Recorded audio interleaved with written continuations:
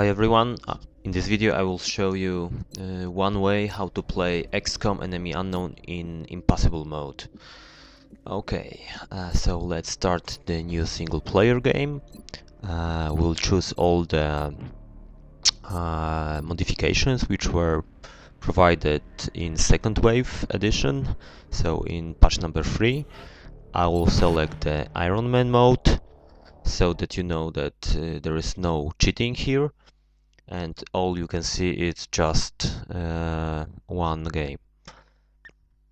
Okay, in a moment we will have our chance to select the continent on which we will settle the base.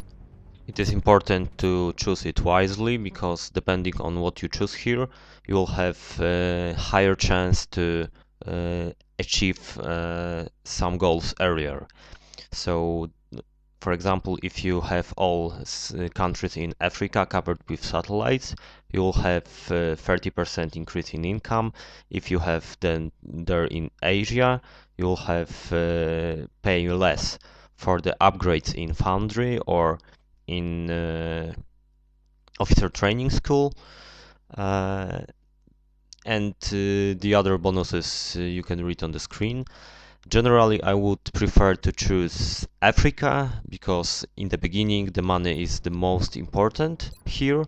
So it's actually the easiest way to play. So I will select Africa, and this will give me one satellite over Africa at the beginning.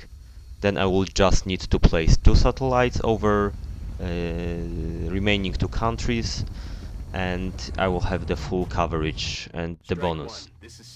Okay, so this is the first tactical mission. Generally, you should begin with getting familiar with the environment or with the surrounding of your soldiers. You should take a look where are potential places where you can put your soldiers so that they are in full cover. And also, where do you think the UFOs can be located? I would say they are in the building, because the building takes most of the screen. So I will just move soldiers further. I put one soldier behind this alien thing in front of the car. So my soldier in the back is in full cover. The other soldier spotted aliens, so I will fall back, and I will wait in Overwatch for for the UFOs inside the building. Now, because I know that there are UFOs in the building, I would like to shoot them from the side. So I'm looking for good positions on the left side of the map, so that I can actually shoot at them when they will be attacking these soldiers from the first squad on the right hand side. Okay, so I moved 2 soldiers to the left. I put the soldiers on the right in the first squad, as I will call them, in Overwatch mode. So this gives me extra shots now when the UFOs are inside and they are moving and it's their turn. As you see, I found a good, well-covered position on the left side of the map for the second squad. They are hidden behind the car in full cover, and also those guys on the right side of the map are also in full cover. Okay, so it's time to move the soldier in the back from the second squad towards the enemies. And as you see, there are more enemies behind the truck. So now I will have 2 squads, one playing with the UFOs on the left side of the map, and one playing with UFOs on the right side of the map. And the good thing is that those guys on the left will not flank my first squad.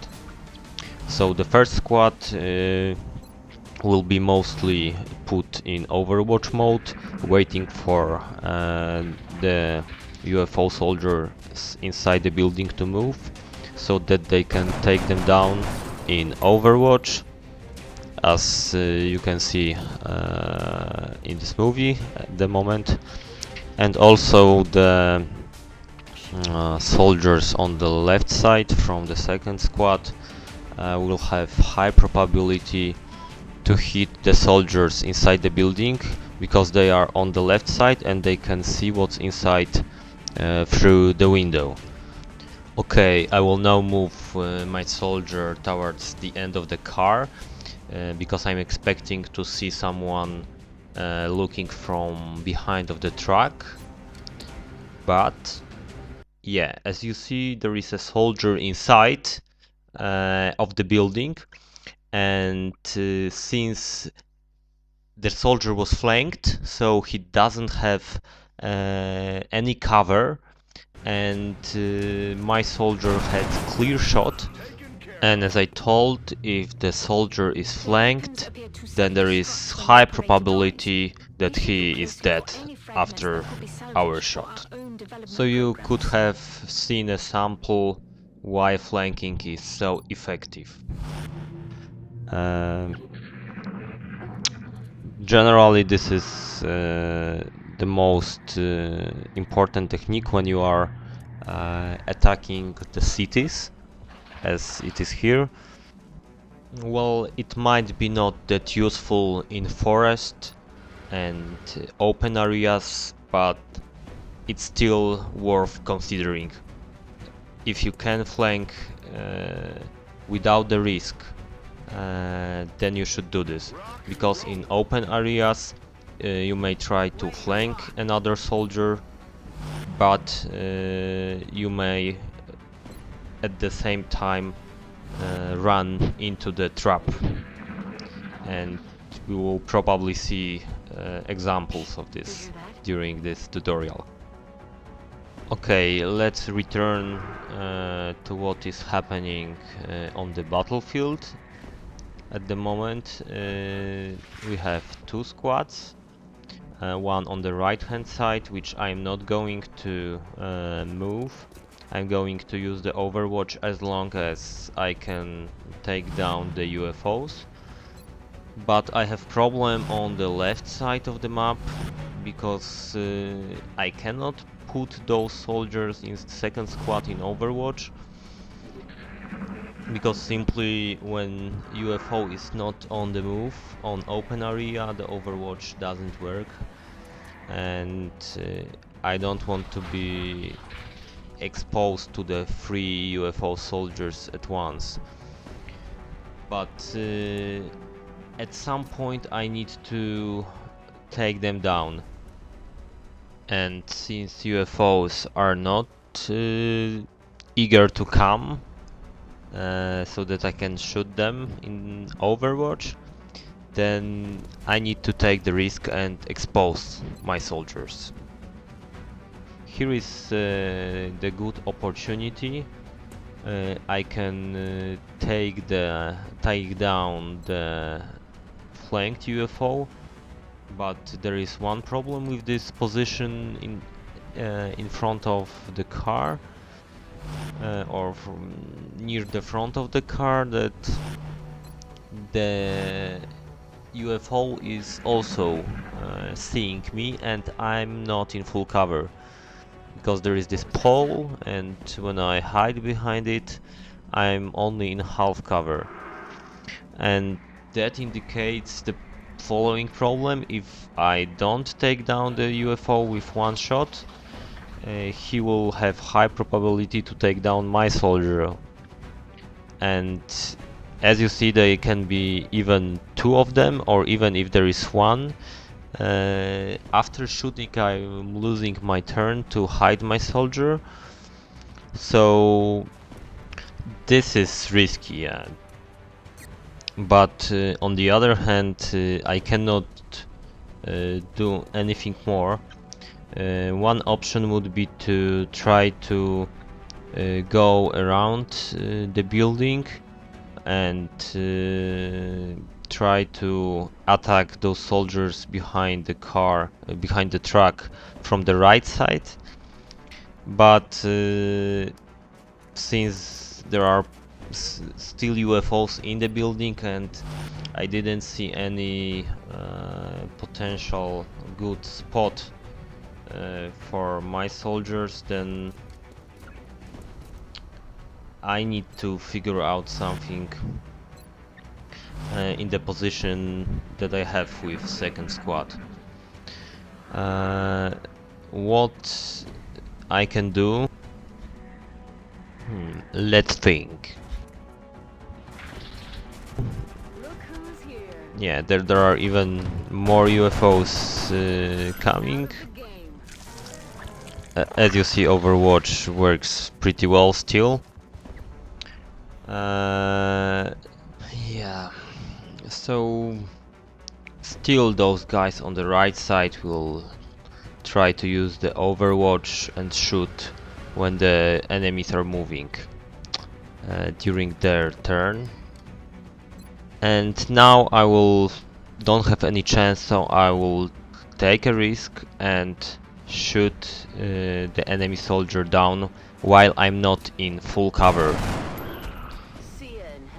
Yeah, I succeeded, but the problem now is that I cannot hide because my turn finished. So my second soldier from second squad is now exposed during the enemy turn. Since we have more enemies on the right side of the map, I will again move my soldier to the back. Yeah, and we will come back to the second squad. Hopefully nothing happens, but as I told you, the second UFO came, and luckily for me, I wasn't hit deadly. My soldier panicked, what actually can be sometimes good, because as you see, during the panic they can even shoot the enemy, but unfortunately they didn't take them down.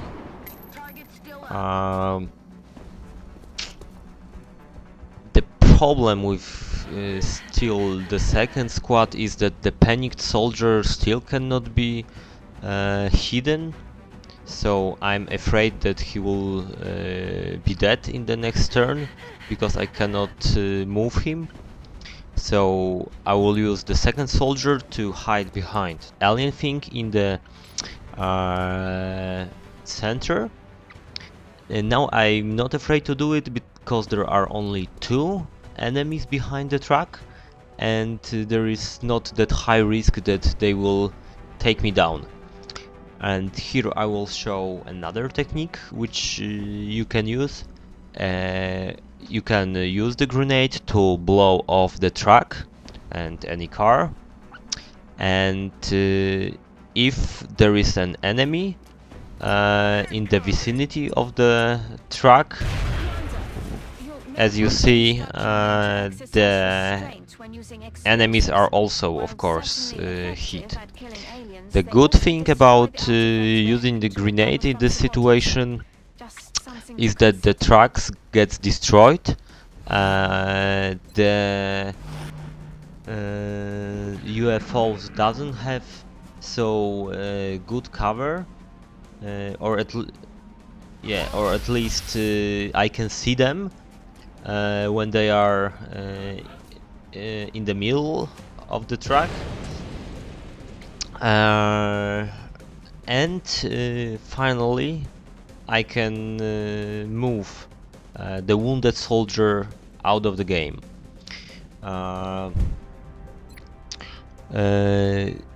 I could here take the risk and try to shoot, but I'm still afraid that those 2 guys can take me down, and the most important thing for me was to move the wounded soldier to full cover. In the meanwhile, you can see another exposed soldier, and with 55% of chance to hit him, my soldier put him down. So there is one more soldier inside the building, I guess. Yeah, he's moving, and as you see, my soldiers from the second squad are shooting from the side, but they were not flanking the guy because they didn't have clear shot. But one of my soldiers actually hit this guy, and he has only 3 points of life. And if enemy has 3 points of life, this is a good opportunity to use the grenade. Generally, especially in the beginning of the game, I'm using the grenade wherever I can, because the thing is that if you don't use the grenade when you have a chance, then your soldier might be dead in a second and you will not have the chance to use this grenade anymore when the soldier is dead. So first, what I wanted to do here is to use the wounded soldier to throw the grenade, but the range was not satisfying. Now, because the wounded soldier cannot do this, I will use one of the soldiers from first squad to blow off this nasty UFO guy inside. So let's see if the range is satisfying. It is. So bye bye. Yeah, 3 points of life taken, sectoid deceased. Yeah. Of course, the drawback of this is what Dr. Valen said, that you won't receive any weapon fragments from the blown off UFO.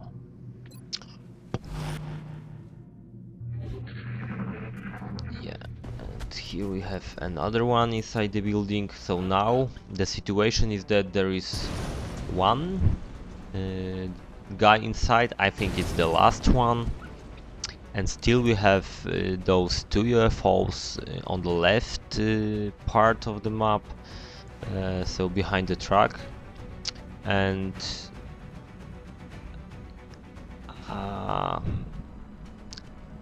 I can now try to first take down the UFO inside the building, and I expect there are no more there, which of course I would check first.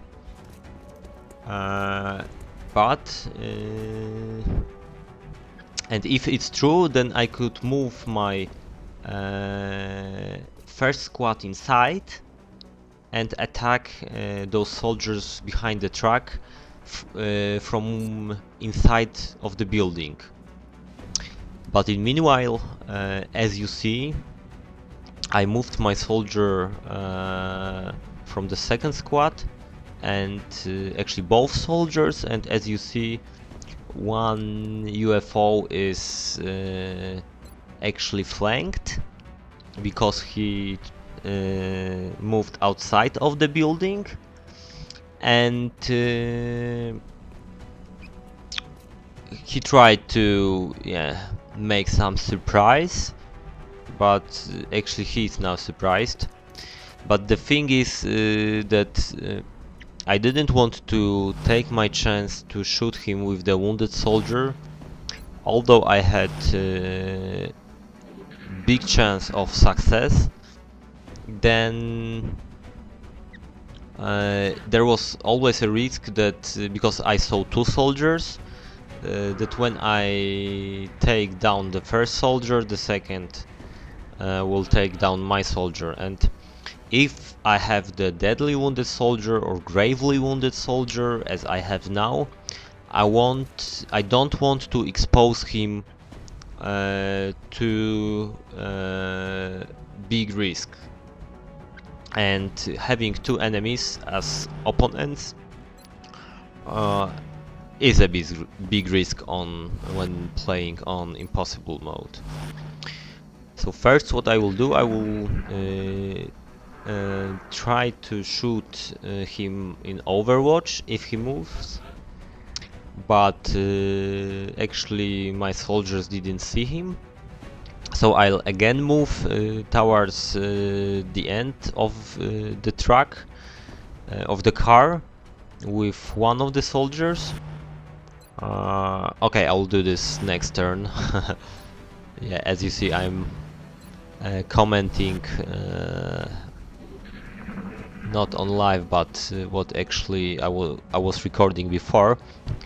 Yeah, and in the next turn I will move towards the end of the car to again see where are those soldiers, because they didn't move in my sight.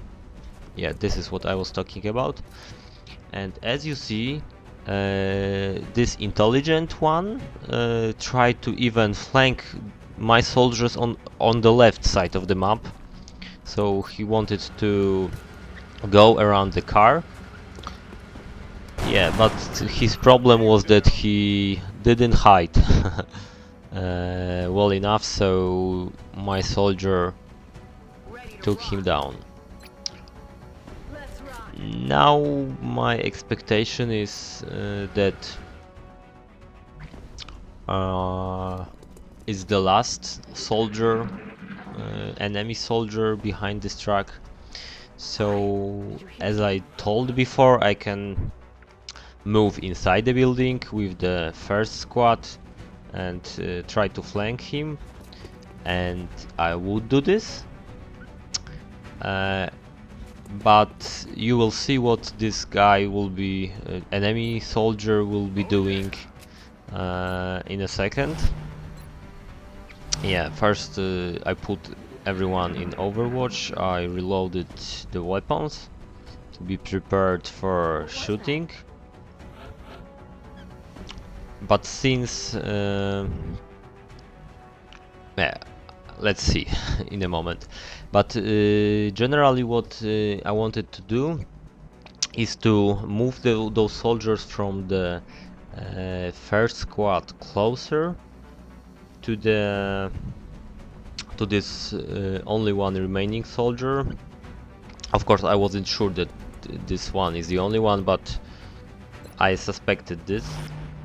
So since he was alone, I wanted to move those soldiers from first squad closer, so maybe I can have better spots for them. And as you see, the blown truck increased my sight chance, and also the UFOs use this hole in the truck to actually come towards my soldiers. And yeah, this is actually the moment that I made mistake, because I had 60% chance to shoot the guy with wounded soldier, but the wounded soldier had only 2 points of life, so he wasn't healthy at all. And I really should have used the grenade, because now